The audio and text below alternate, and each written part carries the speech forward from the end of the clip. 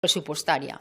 Y, desde luego, nadie está pensando en ese interés común. Nadie está pensando en positivo. Nadie es capaz de ceder por el interés general.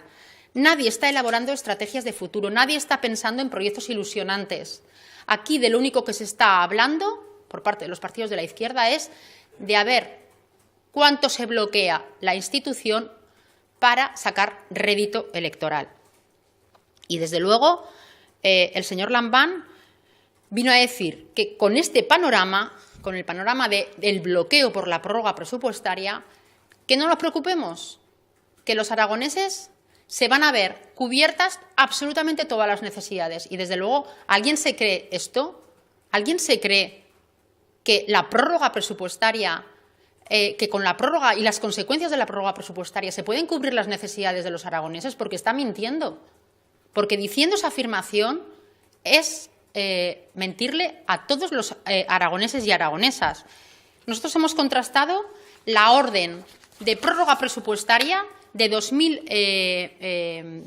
la de 2019, la de ahora, con la que hubo aquel año en que, se acuerdan, el señor Lambán y el señor Gimeno decían que iba a haber unas consecuencias catastróficas para Aragón si se prorrogaban los presupuestos. La orden de prórroga de 2017. Bien, pues la orden de prórroga de 2017 con la orden de prórroga de este año no hay prácticamente ninguna diferencia. Han cambiado el orden del articulado, han cambiado los párrafos de sitio, pero la prórroga es absolutamente igual. Y ¿se acuerdan de lo que decía el señor Gimeno y el señor Lambán con un documento que hicieron de propio y que nos facilitaron tanto a los medios de comunicación como a los partidos políticos sobre las graves consecuencias que iba a tener la prórroga de 2017? Lo que decían que estaba afectado, decían que la prórroga solo iba a permitir afrontar los gastos obligatorios de personal, gasto corriente, contratos en vigor o intereses y amortización de la deuda. Todo lo demás se paralizaba al completo. ¿Y me pueden explicar por qué en 2017 era una catástrofe prorrogar los presupuestos y en 2019 no es ninguna catástrofe? ¿Por qué? Porque el señor Lambán dice que les va a permitir cierta discrecionalidad el hecho de tramitar los expedientes por anticipado.